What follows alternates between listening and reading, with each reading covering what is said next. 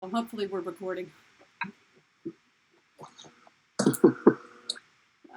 It's 11 o'clock. It's we're on the hour, so we'll give everybody a couple more minutes to get here.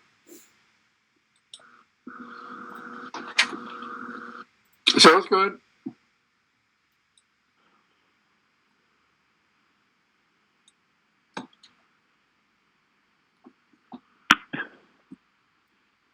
Hello. Hi there. Who's that? Hello. Ken Baylog. Oh, hi, Ken. How are you? Hey, Marcia. Hi. I'm well. You? Good. Are you the one calling from the 804 area code? I am. Okay. We're just, everybody's just popping in. Hello. Yep. I think I'll give us till maybe 5 after for people to join. If you don't mind waiting.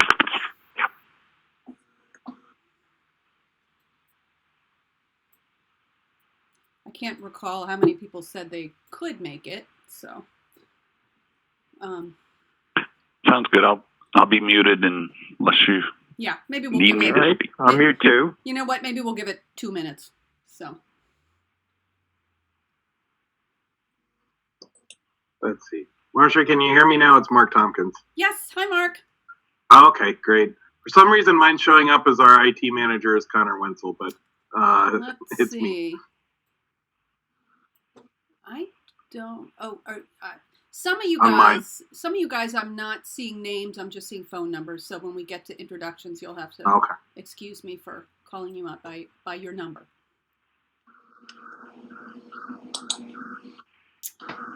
All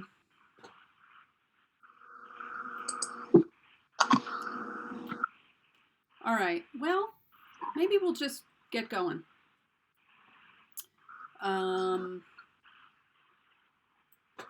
Marina, are you there? Looks like we're we're the only gals on the call. Oh, here comes somebody else. Okay. Hello. Well, as well. Hi there. Okay, well, why don't we get started? It's 3 minutes after, so I'm sure people will be hopping on. So we'll do introductions in a minute, but thank you everybody for joining, and apologies to those who will listen to this later and who couldn't make the call. It's just, of course, impossible to find a time that works for 22 people.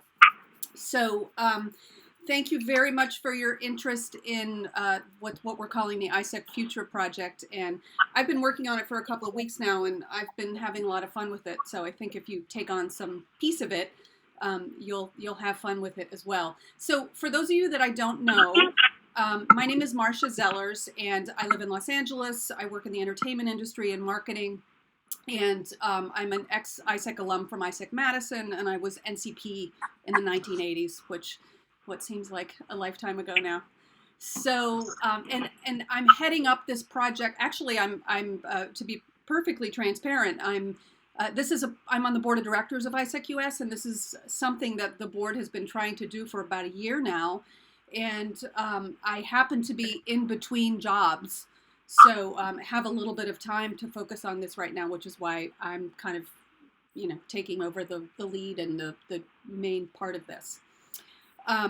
So why don't we go around, and I'll sort of call everybody out by what I see on my screen. Let's go around and do really quick introductions. I want to try to get us out of here at a reasonable time, and we have a lot to cover. So just quick, tell us your name, what you do, and what your AIESEC history is. And then we'll come back and I'll tell you a little bit more about the project. So the first person that I see on my list is just, must be someone who's just dialed in from the 281 area code. Yeah, this is Yonel. Hello. Hi, this is Yonel Nikiti. I'm in Houston, Texas. Yeah, I manage an investment banking group here in Houston. I'm from Romania. So my LC, I think it was in 93. I'm trying to figure out in 93. I was one of the founding members in Transylvania of AIESEC at the time. Great. Welcome. And then I have someone who seems to be in a local Los Angeles area code, 310. Could that be Greg Lampert at Oh, hi, Greg. 310-428? Yeah, probably so. Hello. Hello. So Greg Lampert, in Los Angeles right now, living also Naples, Florida, back and forth. ISEC in 1977 through 80, LCP. Then I hiatus a long time, was the hub leader of ISEC alum in Los Angeles for the past couple of years, and then was an advisory board member with ISEC USC and UCLA. Great. Welcome. Nice to meet all of you. Thank you. And then I have somebody in the 646 area code, another dial-in person. That must be me. I'm Mike Ross. I'm a lawyer. My first ISEC involvement was as an intern in 1967. I was then a longtime partner at Sherman and Sterling and did pro bono legal work for ISEC and served as a member of the board from 1979 through 1992. I then rejoined the board in 2009, and it was on the board until early 2017. Great. Thank you, Mike. I have someone in the 804 area code. Is that you, Ken?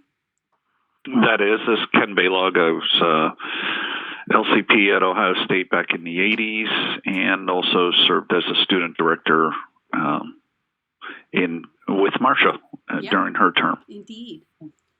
And then someone in the 973 area code. By the way, you're muted in case you're not aware. Yeah. Hi, everyone. This is Marina Grinsweig. I was in Baruch, the LC in Baruch in New York City, and then on the MC in South Africa. And now I work and live in Los Angeles. I work in public education and the charter school space. Great. Nice to hear your voice. Yes. Boyd Griffin. Now we get to the names.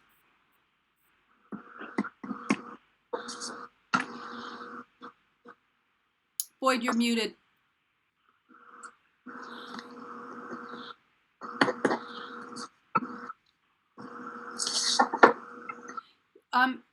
Boyd, I'm going to pop back to you in a minute, but you're muted, so you want to unmute your mic.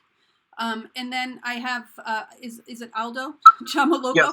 Hi, good morning. My name's Aldo Goilo. Really, it's Alejandro, but my nickname's Aldo. I'm originally from Venezuela. Moved to Seattle 2 months ago to join my wife, who's been here for a year. We have 3 kids, and I am basically a stock speculator. So I'm basically pretty flexible in timing in the afternoons here, West Coast time. I started ISEC in Florida, the University of Florida, a new chapter, after learning about it when I was in an exchange program in the Netherlands in 85, 86. And after being in ISEC Florida, I met the Venezuelan people at the IC in Boston, and ended up working there because at the time ISEC Venezuela was in a bad shape. But 2 years in ISEC until about my last internship. I had 2 internships, one in Australia and one in Mexico. And I ended up attending a number of conferences, both internationally and local in different countries.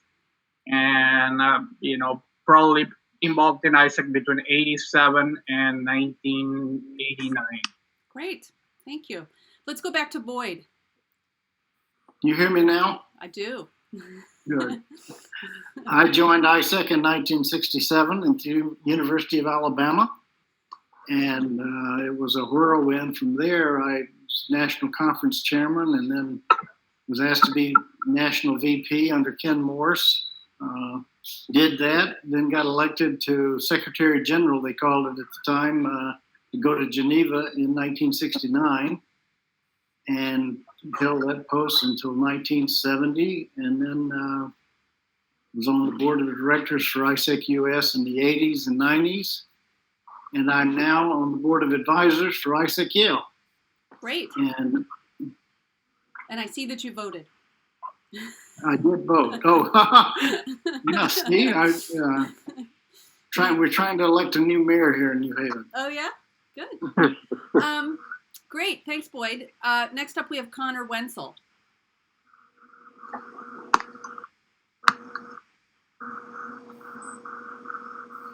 Connor? All right, I'm going to come back to you. Let's go to Don Kruger. Oh, sorry, Marcia. It was Mark. Okay, Mark. Sorry. Connor's our IT manager, so for whatever reason, his name's showing up on here. But Mark Tompkins, I was at Northwestern 91 to 95. Did a traineeship in Germany. Was also OCP of National Conference in 95.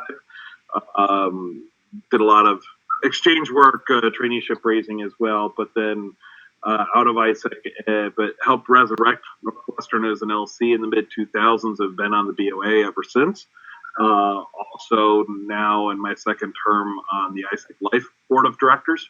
And that's probably enough for now. Yeah, thank you. And I would ask everyone, let's just keep it real short because we have I don't want to keep you all here for a long. Next up, we have Ionel. Did we hear from you already? And you're muted, by the way.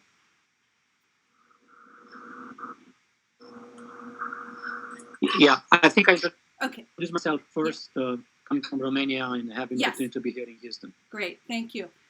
Jeff McCartney. I'm Jeff McCartney. I was LCP of AIESEC Gamma Ray in 1983, did a couple traineeships, and I've been on the board of advisors for AIESEC San Jose State in Silicon Valley the last couple of years. Wonderful, thank you. Ken Phillips. Hi, I've always been working with NGOs since my experience with AIESEC. I'm now writing a book about everything I know about how people could change the world. How cool. I was first involved at Princeton with traineeships for me and my girlfriend in 1961, and then started the LC at Princeton, ran the national conference the next year, was NCP 1964 to 66. I've been very active in AAI in many, many different ways. I helped the board recover from its disasters when the consulting group basically took over. That was in 1990. I've been involved with AIESEC Boston since 1990, been to every stakeholders meeting since then. Boston is struggling, I guess, as all of I AIESEC actually talked US to their is. LCP yesterday. Yeah. Mhm. That's it. 2 national conferences in the last couple of years. Thank you, Ken. Kota Yamazaki. Hi, my name is Koda. I was a LCVP OGX all the way back in 2013, and I worked in Japan for Uber for 2 years, and now I'm in Los Angeles working for a different startup. Great, nice to meet you. Samir. Hello, good afternoon. I am originally from AIESEC India, served as LCP there, and also on the National Committee on Learning and Development as a member of National Committee. Most recently, I worked with AIESEC Northwestern here in Chicago, where I live now, and I was on the board of advisors. I actually see Mark Tompkins also, who was on the board of advisors there, and I think he still is. So when I left that, internationally, I have attended 3 international conferences as a member of AIESEC International Alumni. Professionally, I work as a program management consultant and a process management consultant, particularly in the areas of IT. Great, thank you. Scott Gillespie, did we hear from you already? Not yet. No, okay. I'm in New York. I've been overseas for 25 years, Japan, Australia, Dubai. Trying to figure out what the US is again, now that I've come back. I was on the advisory for universities and the national for Australia, and I was on the LC for San Diego State in the 70s. Wonderful, thank you.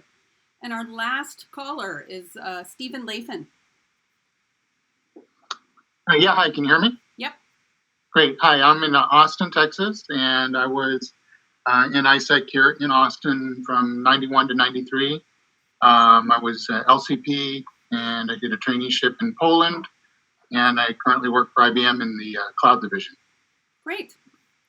Wonderful. Well, thank you, everyone. And again, thank you for being willing to work Hey, on it. Marcia? Yes. You missed me. Hi. Oh, I did? This Oh, is Don- that's this right. is I was Don going to come Kruger. back to you. Yeah. Sorry Don about that. Kruger. So I was with the ISEC local committee in Rochester, 1972-73, National Committee Exchange Controller, 74-75. Took traineeships in Rotterdam, Tokyo, and Johannesburg in South Africa. Currently, I am an adjunct professor at Fordham University and at Baruch College. I'm on the board of advisors at Baruch College as well for AIESEC New York, or AIESEC Baruch, whatever they call it. And I had a 35-year career as an investment manager. Great. Wonderful. Thank you. Did I get everybody? Anyone here that I didn't call out? Great. Okay. So let me tell you a little bit about the project. So, when I was NCP in the 80s, I think it's probably fair to say that AIESEC has its ups and downs all the time because of the annual turnover of the students, which was one of the most beautiful things about it, but it's also presents a challenge. But I still think it's probably fair to say that AIESEC remained relatively unchanged between its founding in the U.S. and about the mid to late 90s. And there are probably a lot of reasons for those changes at that time, much of which has to do with all the changes in the world. But I think AIESEC has struggled to varying degrees in the U.S. since that time. And I want to point out that this is a project of AIESEC US, not of AIESEC International. So our sphere of influence will be AIESEC US. So the challenges that AIESEC has faced, I think, have been more severe in recent years. And again, some of that has to do with just continuing evolution in the world, but some of it has to do perhaps with kind of the long-term effects that are finally coming home to roost of things that happened in the world and decisions that were made in AIESEC US. So in AIESEC US, we've got a national committee that is struggling. We've got a number of local committees that is down to about 28 right now, and a couple of those are really struggling.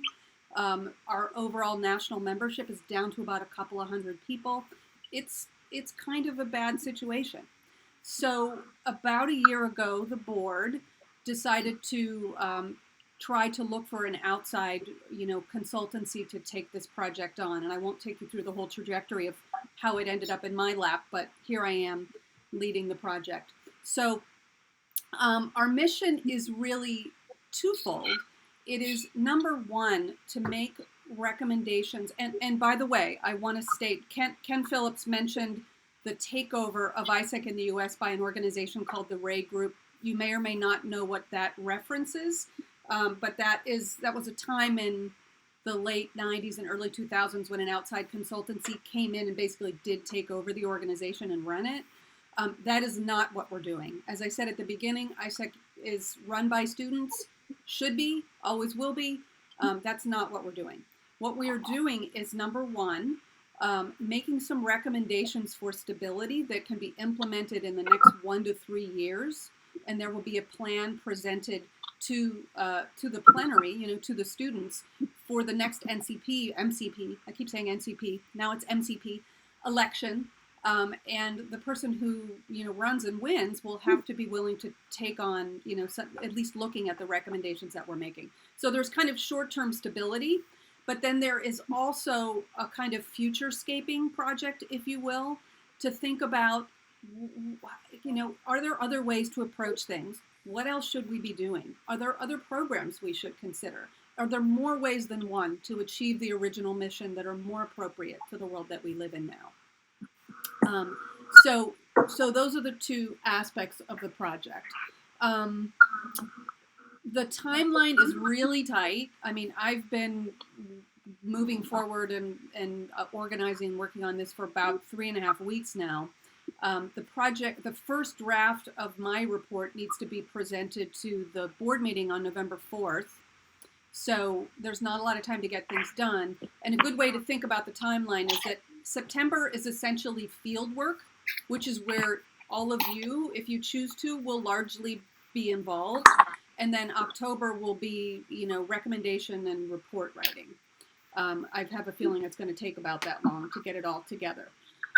So the field work, which largely consists of interviews, but I'll tell you more about that in a minute, all ideally would be wrapped up by about September 30th. So within the next, 2 to 3 weeks.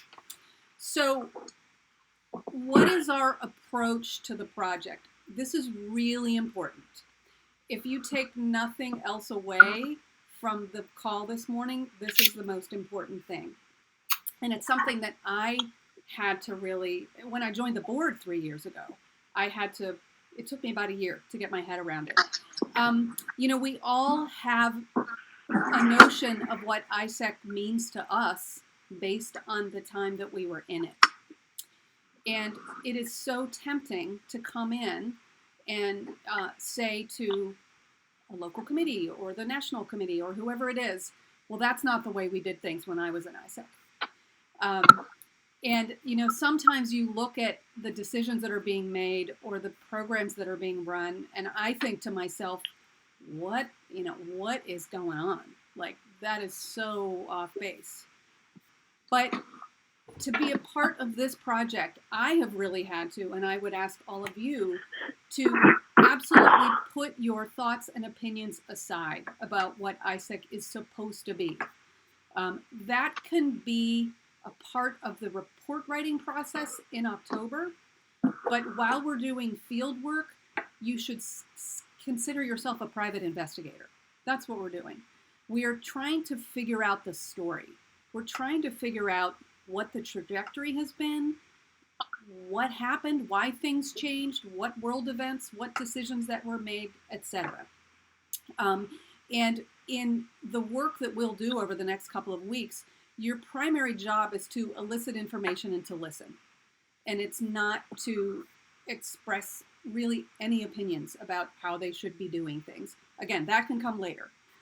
But it's really hard. It's really hard not to look at, because part of the reason that we're in the pickle that we're in, we all look at what's going on if you've been involved at all, and you probably have thoughts of your own about like that just does not seem like the way AIESEC should be running. But again, set it aside. We have to be completely impartial. Okay, so we're going to talk a little bit about the things to be done, but I'm going to stop there and see if anybody has any questions. I do. Yeah. Is there buy-in on this project complete from the board of directors? And how about the MC or the national committee? Are they bought into this or not? Yes, on both counts. So the board, the function of the project itself had to be voted on by the board first last year, which they did vote for. Mm-hmm. My involvement in the way that I would choose to run the project, which includes all of you, also had to be voted on by the board, and that, yes, so the board is fully bought in. Ian, who's the current MCP, is also a member of this team. He and I speak regularly, and there's a subcommittee of the board as well that I report to, and that we have, calls every couple of weeks to report on what we're doing. But the national committee, the member committee, is I think they're very invested in this, and they're very bought in to and eager for what we might propose. They know that they're struggling, and they're not quite sure what to do. So they have really bought in. And then it's important that the local committees, of course, buy in as well.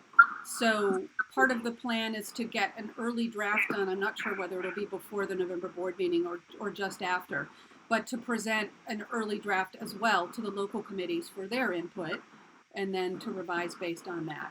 So everybody's on board. The only body that isn't on board is AIESEC International.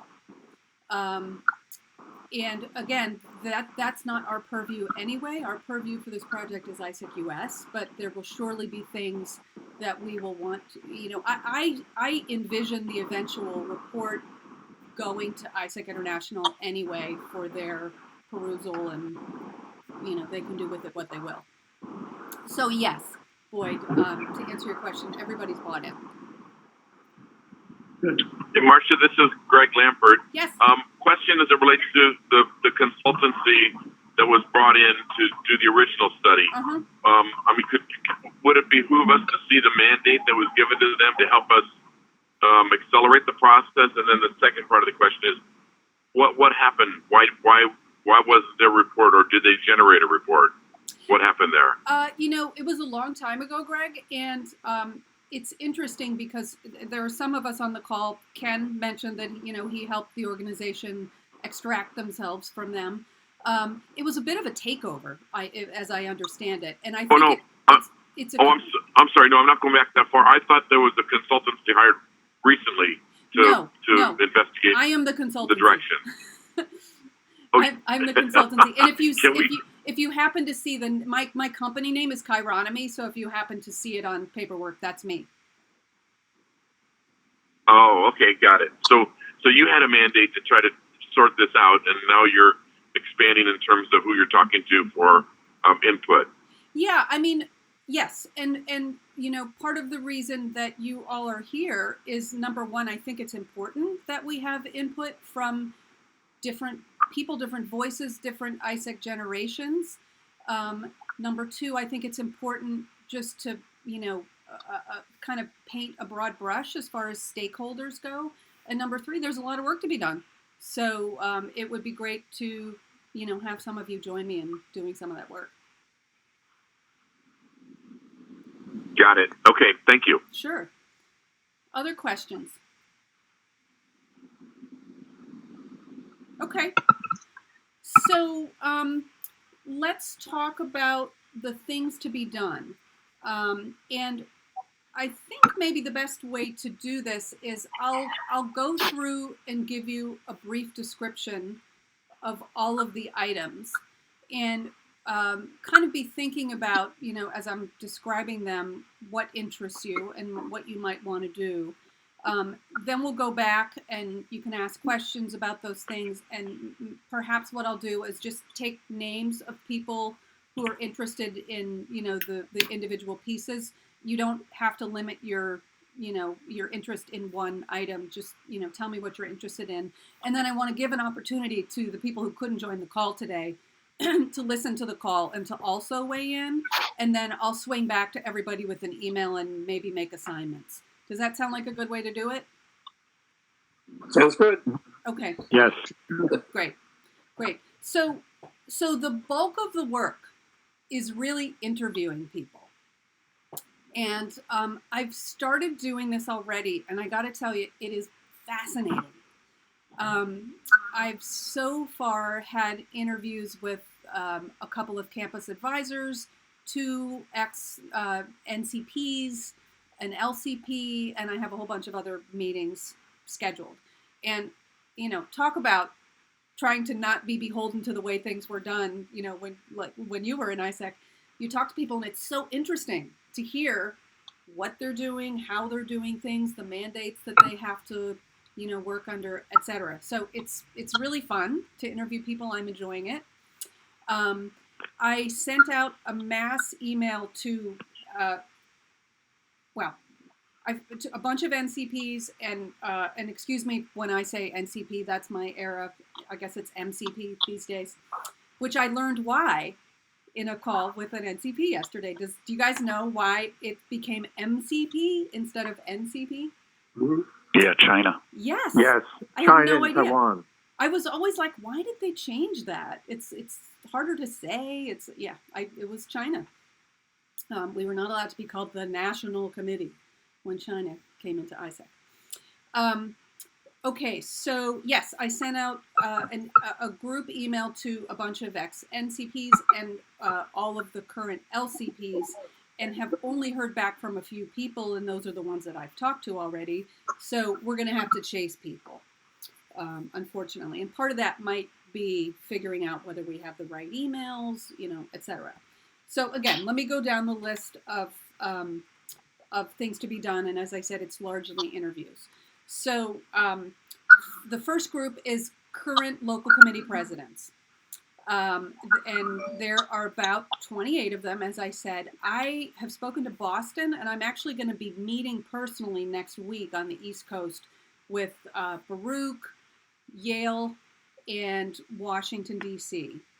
And then I will also meet personally here with USC and UCLA in Los Angeles. And then I'll do some more of the interviews as well. So there's probably, and excuse me if I'm hopping back and forth between another document I have here and our, oh great, my computer's freaking out. Yeah, anyway, we'll come back to that. But current local committee presidents. Then we have a group of national committee presidents, NCPs, MCPs. I think the approach that I've decided to take to NCPs is to try to talk to as many as possible post 1995.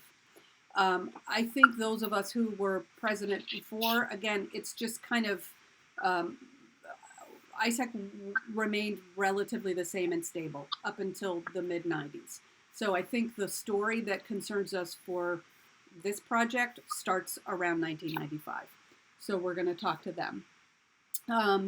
Then we want to talk to a bunch of companies that take trainees and a bunch of students that have gone on traineeships. And for those of us, for those of you who come from a different era when a traineeship was a traineeship was a traineeship, these days we have basically 4 programs. We have what those of us who know the classic traineeship is now called, and I always have to think about it, it's called Incoming Global Talent. So students from other countries coming into the US to work, commonly called IGT, Incoming Global Talent. So we'll talk to those companies. I'd like to talk to approximately 10. And then we have outgoing global talent, which is the students going out of the U.S. for those classic style traineeships. Then the other program is under the umbrella of Global Volunteer. And these are both organizations in the U.S. that take incoming global volunteers, IGV, and then there are the students that go out to take those experience, outgoing global volunteers. The difference between Global Talent and Global Volunteer, again, Global Talent is the old school AIESEC traineeship. Global Volunteer is an unpaid volunteering experience that generally involves going abroad to teach English, teach art, teach sports, something, etc. Often it's to kids, sometimes not. There have been things I've been told that, for example, the LCP from Boston yesterday told me about a member who was a veterinary student, and she was matched to a volunteer experience in Kenya where she worked on a sanctuary, an animal sanctuary, so that was perfect for her. So that's the Global Volunteer Program. So there's kind of 4 legs of that, incoming and outgoing on both programs. Oh boy, nice glass of wine. AIESEC, right? Yeah. Yeah, so we want to try and talk to about 10 participants in each of those 4 categories. And then we want to also try and talk to campus advisors and student activities leaders.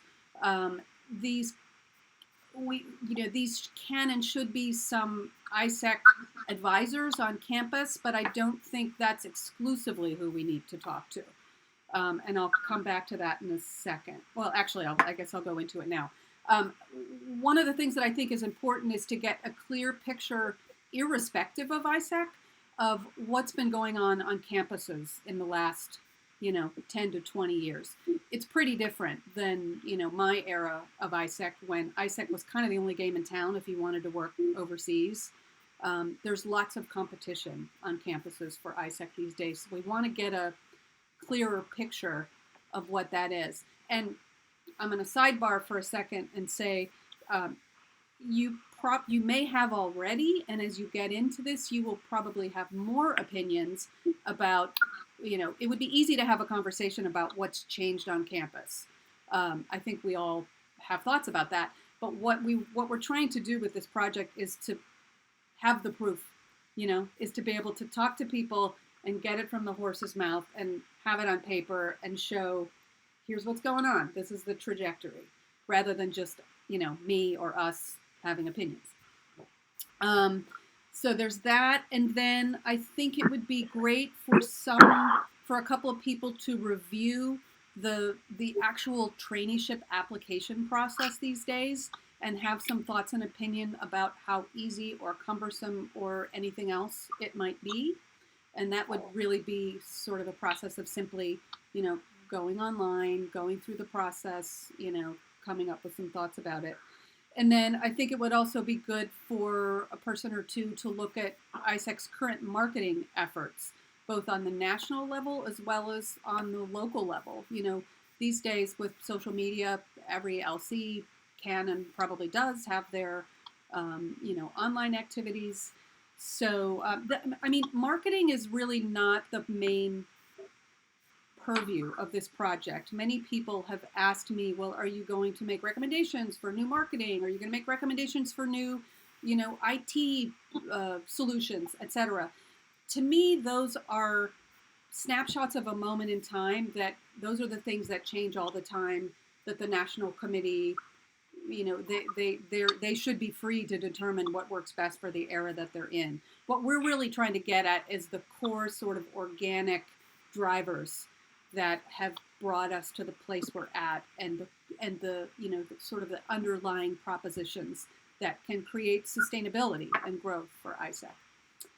But nevertheless, I think a kind of a brief overview of marketing efforts would be good. Okay, so and then and as I said, a lot of these folks we're going to have to chase because people don't respond to email. And then probably later in October, as I start to put the reports together, I don't know if anybody is a real whiz at working with like Excel data and creating beautiful, trend line reports and other things out of it. But if anyone is, I would love to know that, because I'm trying to collate as much data as I can. Whenever I have a minute, or should I say an hour, I have a bunch of old annual reports, although I don't have all of them, and that's part of what I'm trying to do is fill in the gaps.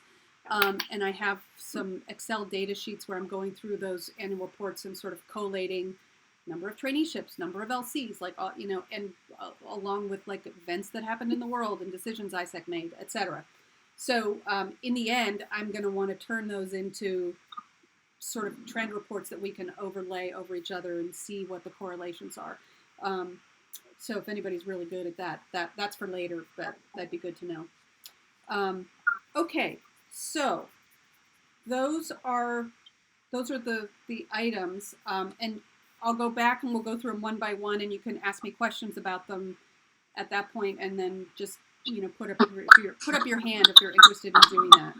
So the first item is interviews with current LCPs. These take about, I'm finding 45 minutes to an hour with an LCP. There are 20 of them that need to be done. So I'm kind of thinking if like 5 people would do, 3 or 4 interviews apiece, and I'll be doing a bunch of them as well. So let's see, maybe it would be best for me to just do this. Marcia, this is Ken Baylog. Yes. I assume you have a question. The questions. Good question. We'd be asking. Thank you. Yes, I do. I have an interview template for all of these interviews, and you will find as you do the interview, of course, you're going to go off script, and that's totally fine. But one of the things that I want to be able to do is have standardized information that we can, more easily turn into a report. So yes, there's an interview template for everybody. Marcia, I'm happy to. Oh, go ahead. Sorry, Ken. I was just going to say I'm happy to help out on this one or anyone that you need help. Okay, well, just throw your name out as we go through the list. Okay. Mark Tompkins, I'll help on the LCPs. Okay. I'm fairly familiar with the lingo now. Great. Marcia, this is Don Kruger. I'll help with the LCPs. In fact, you'll probably be interviewing the LCP from Baruch, who I know very well. I'm going to meet with them in person next week. Yeah. Yeah. Just let me know what day. Great. Probably on the 17th, Coda. Tuesday the 17th. Hi, Coda is willing to help. Great. Any other LCP interviewers? Aldo. Okay.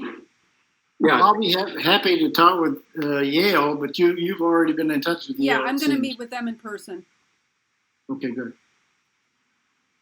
Okay, so then. This is Stephen in Lap, and I could meet with the UT Austin and the Texas A&M. I could do those in person if you prefer that. Great. Yeah, and actually that's a good point. Thank you for bringing that up. I can, if anyone knows that they're in an AIESEC LC city, and I can also send around the list of where they currently are right now. This is the season in actually starting, what's the date today? Starting this weekend, depending on whether they're on a semester or a quarter system. They're having all of their fall conferences, which is kind of their, fall membership drive and kickoff.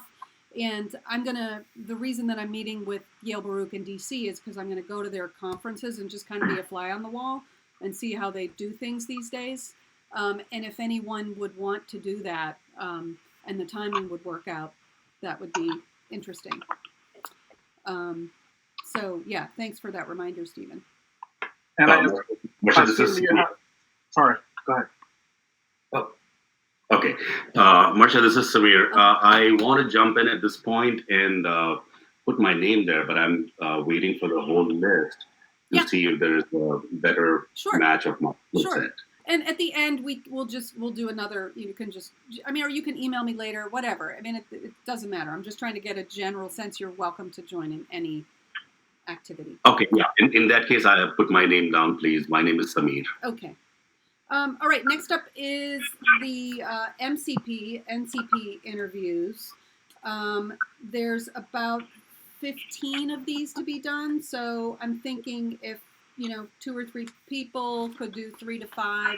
I'm going to want to do some more myself as well. But anyone who would like to do these are probably a half hour to 45 minutes. Obviously, people are a little harder to schedule since they're busy professionals. You'll have to chase them. Hi, Marsha. It's Marina. I would love to help out with this. With the MCPs? Yeah. Okay. I'm assuming you have all the information about their contact information, phone numbers, and such? Yes. Are you putting your hand up, Aldo? Yeah, sure. Okay. Anybody else? Marcia, as part of this is Greg. Yeah. Can we see the job descriptions and the org chart for the NCP? You mean for the current MCP? Correct. I don't have it, but I'm hoping to get one next week when I'm in New York. Okay. Because, that's the one question. The other question I have is alumni involvement in this in any regard. And then also, I think you can probably discern a lot if you were to interview the LCPs for the last three years who are now alumni. Yeah, I don't think we'll have time to do that, but there are some other activities. That would be there are some other. I would think that would be a rich source of where dysfunctionality is in the organization. Yeah, I'm not sure we're going to get that much more than we would from talking to all the current LCPs, but I'll tell you at the end of the call about some alumni activities that are part of this as well. All right, so for MCP interviews, I have Marina and Aldo. Yeah, I will, and also I'm going to be in New York City next week. So oh, good. Let's get together. We will, but also anybody who's there. Okay, Ken. Anybody else? All righty. Okay, now we have the traineeship participating companies and students. So let's talk about global talent first, classic traineeship. So incoming global talent, which would be talking to companies. Let's see, Mike Ross, I volunteer for that. Okay. I am hoping the information for LCPs and MCPs I have. This information I have to rely largely on AIESEC US for, and I have a little bit. It's kind of coming in dribs and drabs, but I hope to get 10 from each category. So, okay, so we've got Mike on incoming global talent companies. Anybody else? Yeah, this is Jeff McCartney. I'll talk to the companies as well. I'm happy to help with Jeff that. McCartney. Okay, Jeff, Boyd. Do do you know about how many companies you're targeting for that? 10 for Global Talent and 10 for Global Volunteer, although I don't even know if we have 10 Global Volunteer companies in the U.S. I'll find out. Okay. Are you volunteering, Stephen? Yeah, I know. So my wife just told me that someone on her team informed her that Dell just took a trainee, but I'm not sure where. Interesting. Okay. I'm not sure if they took them here or if they took them in Panama. I can talk to them. Doesn't have to be in your area. I guess you're talking about here versus Panama, but it doesn't have to be in your area either. These are phone interviews. So. Okay. Yeah. Did I see Scott saying that you wanted to be involved?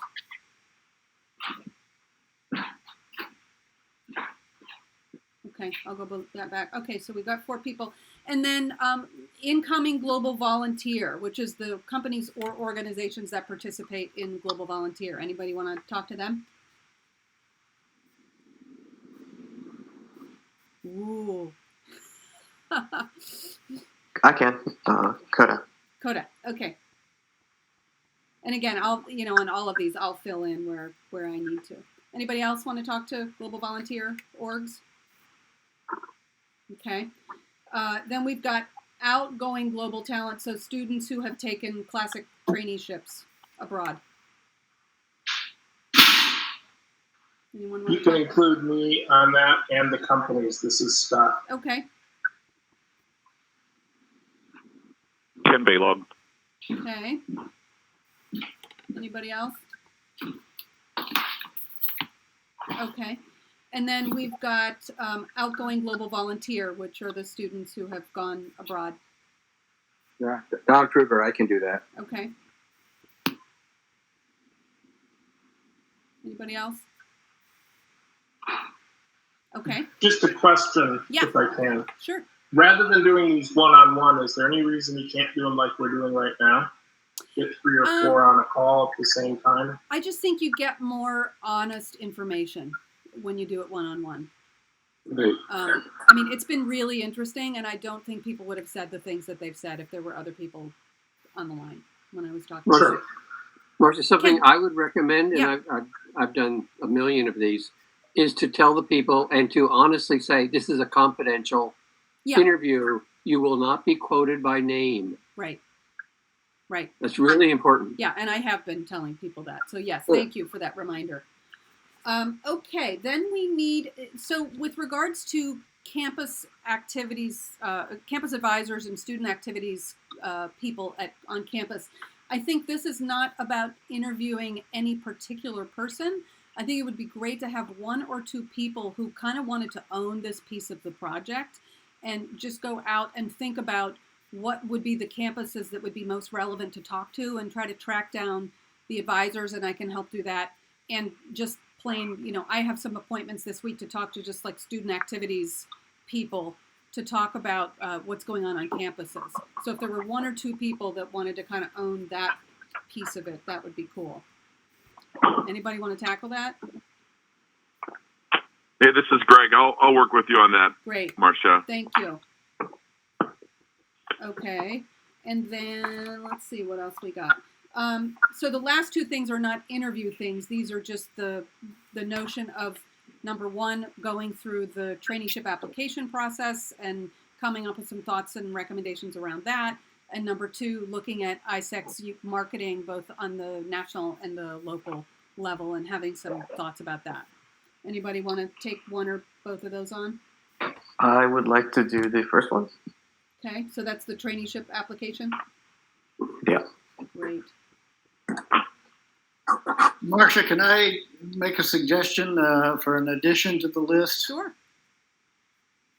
I don't know what the right label should be, but I think an environmental analysis of kind of the current situation that involved the legal questions, the visa issuance of visas, and such as that, to kind of a good description of what the current situation is in 2019, the environment that AIESEC is trying to operate in. Yep.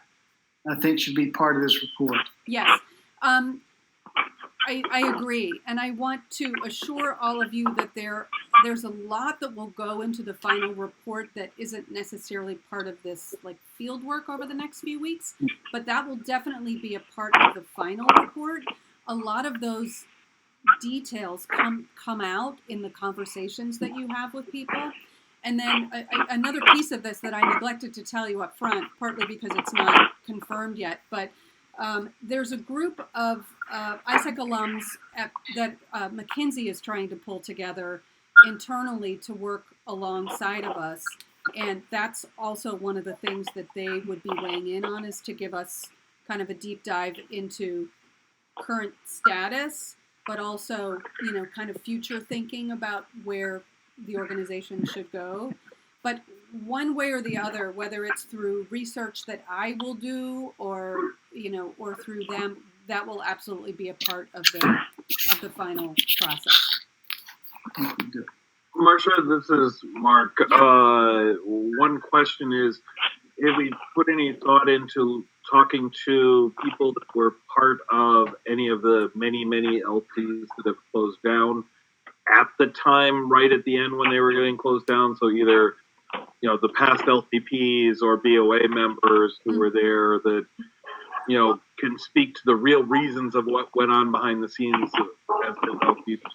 You know, that's not on the agenda, again, only because there's so many people that we could talk to in so many ways, but given the timeline, it's just challenging.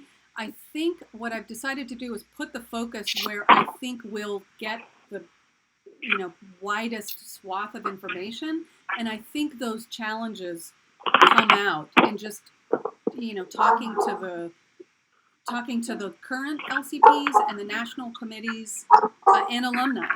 So I think those issues are going to make themselves clear. Let me tell you about a couple of other things that I have planned that you're probably thinking about, you know, other things that we could do. So later on in the month, I'm going to be sending out 2 SurveyMonkey surveys. If you're familiar with it, SurveyMonkey is an online surveying platform. So right about the 3rd week of September, I'm going to send out an alumni survey to everyone in the AIESEC Life database. And Maggie, the director of AIESEC Life, is going to send that out for us.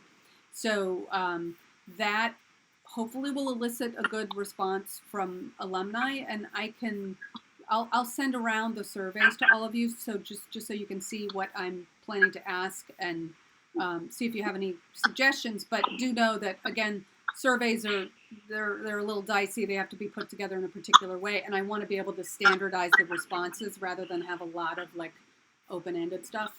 So so 1 survey to alums, and then right around the 1st of October, after AIESEC US is able to collect all of the emails from the new and current AIESEC members, there'll be a survey that will go out to all the membership of AIESEC US this year, and I'd ideally like to sort of rope in last year as well, so 2 years worth of local committee members. So those are 2 surveys going out, and then also probably in early October, I want to organize a couple of either Google Hangout like this or Zoom brainstorming calls where I envision 2 different ones, one for local committee members and one for the current national committee and some past last national committee members and maybe some invited alumni guests. I don't want it to get too big.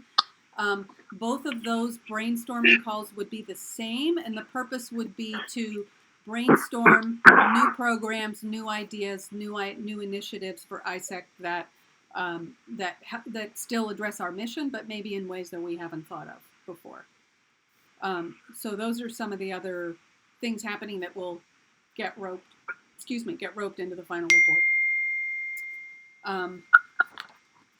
So there you go. Let's see if there's anything else I need to tell you. And then, as we move forward, well, first of all, based on the things that you've volunteered for, I'll send out an email with a lot of instructions. I have Google folders that you'll be invited to where you can track interview results, and I'll give you all that information in email. And, over the next couple weeks to a month, I'm happy to organize like a weekly call if people want to do that. I'm sure it'll be tough to find a time that works for everybody, but if we want to do that, we can. Otherwise, we can just work individually, or we can work in sort of small groups of the different activities that people are doing. So that's my spiel. Okay. All right. Well, thank you. Yeah. We'll look forward to your email. Good job. Any other thoughts or questions? Marcia, I do have a question. Marcia, of all the 7 action items that you mentioned right now where we are volunteering, where is the most help needed? Where's the most help needed? That's a good question. Everywhere. I mean, it's just a lot of stuff, and again, I will have more time to give to this than anyone else right now, so I'll just fill in where I need to. But it's kind of equally spread across the activities.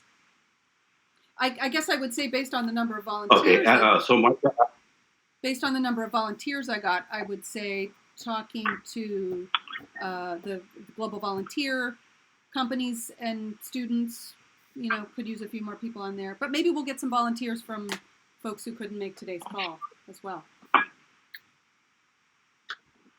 So okay, Marcia, after did analysis, wherever there is the most help needed, just put my name down. Thank I'm you. equal weighted on what needs to be done. I appreciate that. Thank you.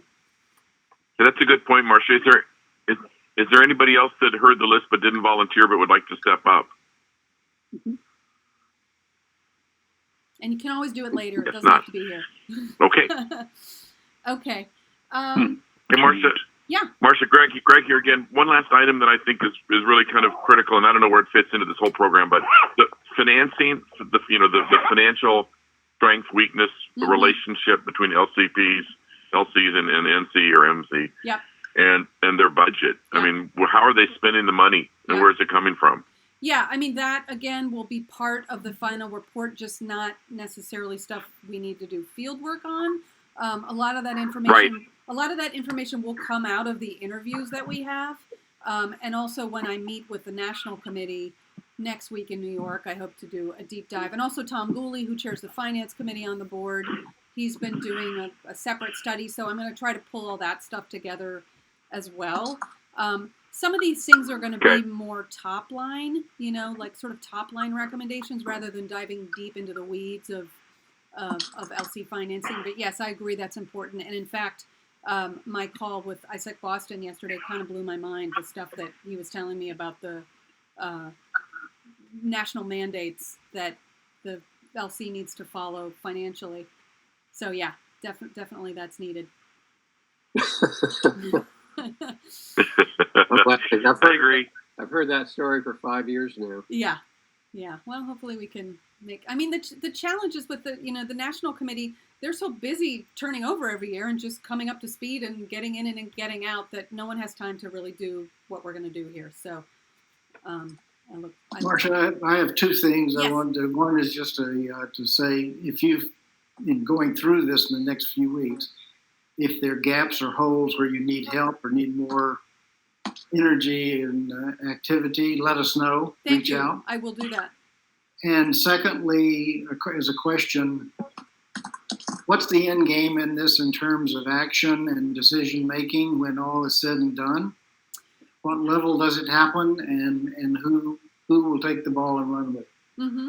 Well, the end game is this whole notion was started by Eric Anderson, who's the current chairman of the board. But the board is very invested in seeing change. So the end game will be a report that makes recommendations, as I said at the beginning, some more sort of operational and tactical recommendations for the short to medium term, let's say 1 to 3 years. I don't know what those are going to be yet, but they could be big things. They could be budget cuts. They could be office moves. They could be, they could be many, many things.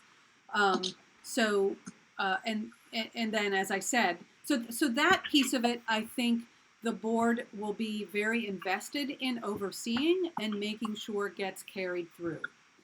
The second piece of it, which is the kind of future thinking, futurescaping aspect of it, I think will be more recommendations, but again, things that the board will be involved in over the next few years, making sure that if they're logical, the organization will implement them, although those things I see kind of being more up to the discretion of the students and the national committees that run the organization. And again, some of this stuff is going to come down to, there's an AIESEC International mandate, and can AIESEC US impact that? I don't know, because a lot of the challenges that we're facing are potentially driven by decisions made by AIESEC International. So I guess the short answer to your question, Boyd, is that the board will do all we can to ensure that the essential things get implemented, and then we will work going forward with national committees and with AIESEC International to hopefully have some influence. Well, just one more comment, just to on that point, is I've noticed over the last 10 years or so, I've heard comments and other things from members of the board of directors about how, well, it's really the students who are in charge, and we can't intervene or control, and I appreciate that. That's the nature of the organization. But at the same time, there have been a number of years I can remember from my own involvement where the grown-ups in the room, if you will, the board directors, actually saved the organization from itself and intervened and played a strong hand, as strong as was allowed. Yep. I hope that'll be the case with this going forward, because I think in one of the problems over the past 10, 15, 20 years, and I include myself in some of that, is that the board did not play its hand as strong. The non-student members of the board didn't play their hand as strong as they should have. So I hope they'll be very vested and involved in this. I think you will see that happening, but I agree with you, Boyd, and I think that that's something that as a board member, I've always kind of looked quizzically at, the leverage or not that the board chooses to use. So I think that's in many ways a very important and separate conversation, and you may even want to reach out to Eric and sort of get that conversation started, and I will be having that conversation as well with him. But I think that's something different, but it's an important point. Boyd, thank you. I completely agree. Yeah. Hi, Marsha, can you hear me? Yes. Okay. I wasn't really aware of the situation in the 90s, so I am a little bit out of it. My daughter was actually in AIESEC just 4 years ago at Ohio State, and I basically from the time she was a toddler encouraged her to be in AIESEC, and she actually by her sophomore year she was basically pushed into the role of LCP. Probably a little bit before she was ready, and but the impressions and the feedback that she was giving back to me when I saw her during Christmas is like, AIESEC is not anything like what you told me. It's changed quite a bit. So I am not really in tune with what's going on with AIESEC. I think we're all AIESEC cheerleaders. We all love AIESEC. Otherwise, we wouldn't be here. But for some of us that have really not been in the day-to-day and don't really know what's going on with AIESEC today in the U.S., I don't know if it would be helpful to understand, what is the situation that happened in the 90s or not, as a resume or not. Maybe at a later time or whatever, I don't know. Well, I think that's the story that we're piecing together with all of these interviews. Interviewing the MCPs is very illuminating, and if we can get the whole string of them, we'll have the story. Combined with the data that comes out of the annual reports, if we can track down the annual reports, especially the missing. We've got literally about 20 years. I've got everything I need up until about the mid-90s, and now we've got about 20 years worth of annual reports that are missing. So if I can get those together, I think we'll be able to get the story. Marcia, just a question. Do you have or does someone have the report from Michael Baumstein that was produced in November of 1991 on the history of AIESEC? I do not. No, don't even know about I will share that with you, Great. and you can. I've got it in printed form. Of course, when it was produced, that was about all you could do. Yeah. We didn't have the internet then, but it was, I think, one of the best analytical sort of efforts of the history of AIESEC up to 1991. Great. And it might be informative. I will send you along a copy, and you can distribute it as you wish. Thank you. Appreciate that. Okay. Hey, Marcia. Yeah. I'm going back to that one question related to the consulting thing that happened, whenever that was. So, how was a consulting group allowed to come in and take over the organization, and how did the organization allow it? You know, I don't really know the story. Ken Phillips might know the story, and that's you know. I know some of it. Yeah, I Boyd do probably too. knows some of it. I mean,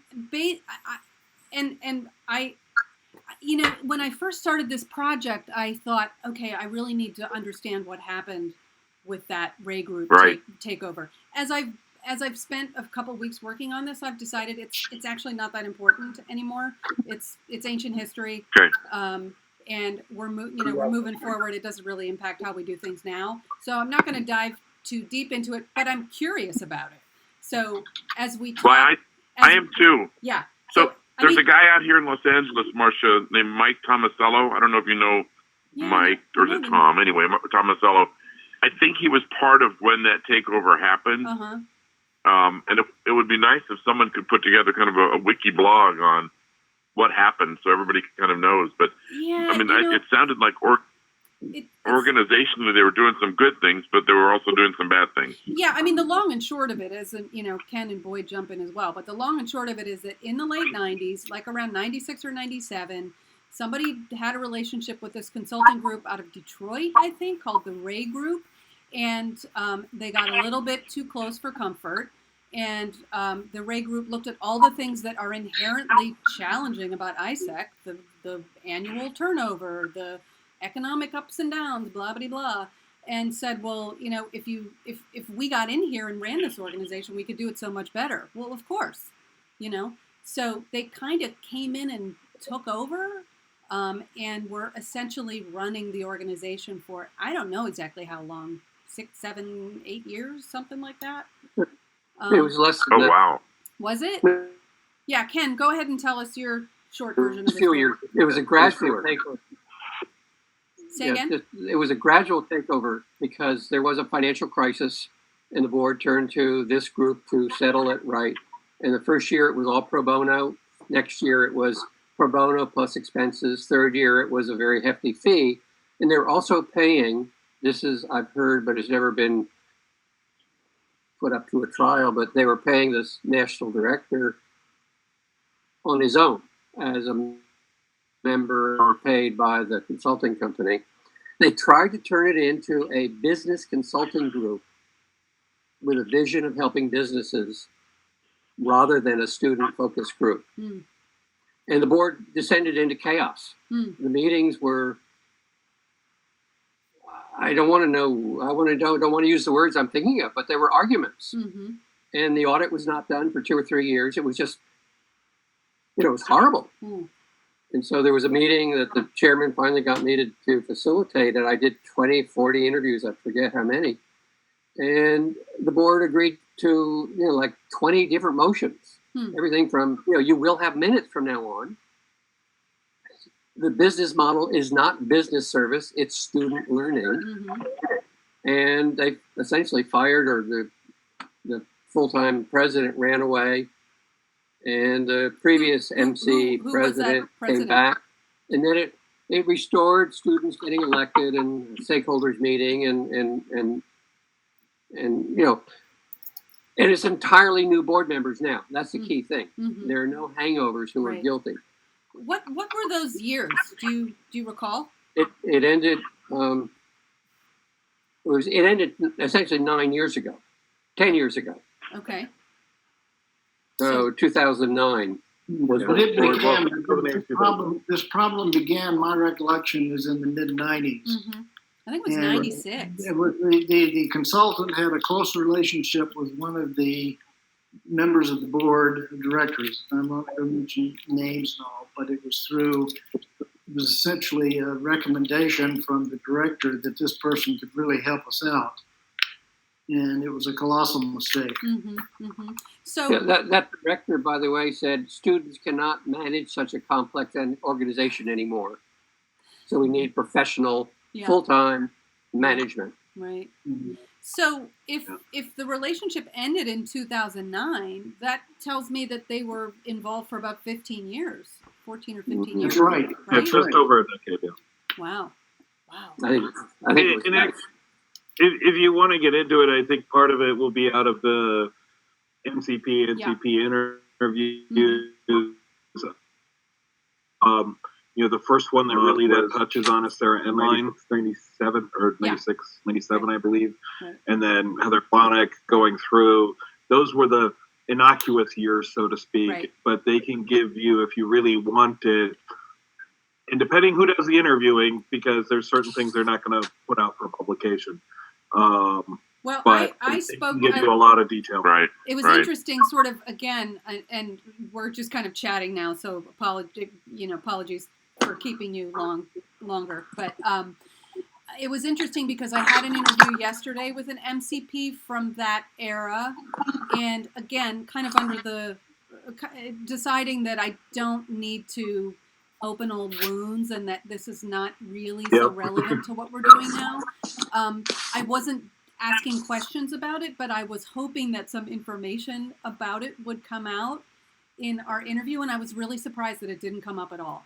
So I don't know if that just meant that like the MCPs of the time, it was just kind of a factor of their tenure and it didn't seem unusual to them. I have no idea, but it was, we need to do some more interviews and see, but it was kind of interesting to me that it was, so this was a person who was MCP in like the early 2000s, and I was surprised that it didn't come up.